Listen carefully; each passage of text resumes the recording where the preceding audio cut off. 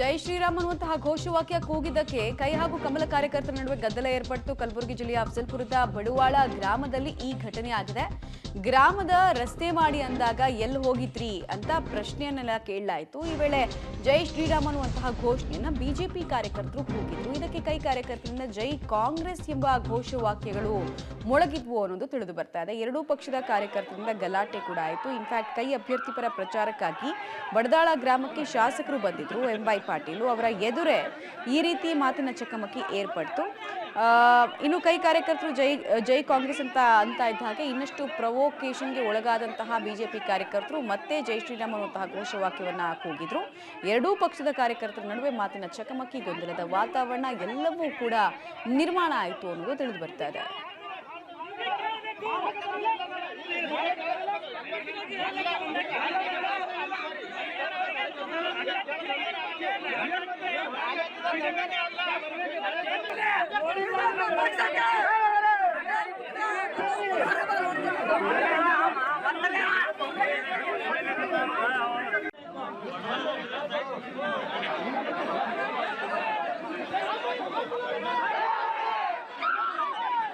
ಗಮನಿಸ್ತಾ ಇದ್ರೆ ಯಾವ ಸಂಖ್ಯೆಯಲ್ಲಿ ಕಾರ್ಯಕರ್ತರು ಮಾತಿನ ವಾಗ್ವಾದವನ್ನು ನಡೆಸ್ತಾ ಇದ್ದಾರೆ ಅಂತ ಹೇಳಿ ಎಲ್ಲದಕ್ಕೂ ಕಾರಣ ಆಗಿದ್ದು ಎರಡೂ ಕಡೆಯ ಕಾರ್ಯಕರ್ತರು ಕೂಗಿದಂತಹ ಘೋಷವಾಕ್ಯ. ಬಿಜೆಪಿಗರು ಜೈ ಶ್ರೀರಾಮ್ ಅಂದಿದ್ದಕ್ಕೆ ಕೌಂಟರ್ ಮಾಡೋದಕ್ಕೆ ಜೈ ಕಾಂಗ್ರೆಸ್ ಅಂತ ಕಾಂಗ್ರೆಸ್ ಕಾರ್ಯಕರ್ತರು ಹೇಳಿದ್ರು.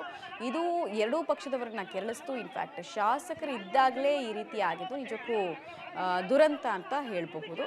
ಅಫಜಲ್ಪುರದಲ್ಲಿ ಕೆಲ ಕಾಲ ಆತಂಕದ ವಾತಾವರಣ ಕೂಡ ನಿರ್ಮಾಣ ಆಯಿತು. ಮಾತಿಗೆ ಮಾತು ಬೆಳೆದು ಕೈ ಮಿಲಾಯಿಸೋ ಹಂತಕ್ಕೂ ಕೂಡ ಜಗಳ ಹೋಗಿದ್ದು ಸ್ಪಷ್ಟವಾಗಿ ಕಾಣಿಸ್ತಾ ಇದೆ. ಒಬ್ಬರ ಮೇಲೆ ಇನ್ನೊಬ್ಬರು, ಒಂದು ಪಕ್ಷದ ಮೇಲೆ ಇನ್ನೊಂದು ಪಕ್ಷದ ಕಾರ್ಯಕರ್ತರು ನಿರಂತರ ಆರೋಪವನ್ನ ಮಾಡಿದ್ರ ಪರಿಣಾಮ ಕೂಡ ಗದ್ದಲದ ವಾತಾವರಣ ನಿರ್ಮಾಣ ಆಯಿತು. ಪೊಲೀಸರು ಇಡೀ ಪರಿಸ್ಥಿತಿಯನ್ನು ತಿಳಿಗೊಳಿಸೋದಕ್ಕೆ ಹರಸಾಹಸವನ್ನ ಪಟ್ಟರು.